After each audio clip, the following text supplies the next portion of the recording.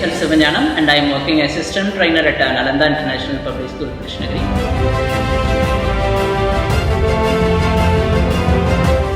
STEM stands for Science, Technology, Engineering and Mathematics. So it's all about learning theoretical concepts through hands-on activities. We provide STEM education for the students in grade 3 to grade 8. The following courses are gliders, advanced electronics, incredible electronics, 3D printing, obstacle avoidance robot and gesture control robot. Oh, we have robots, 3D printers and all kinds of cool gadgets. From this course, the students can understand the theoretical concepts in a practical way. Yep, we have hands-on project to develop problem solving and innovative skills. The salient features are world-class STEM curriculum and infrastructure, hands-on activities, school innovation council and research center.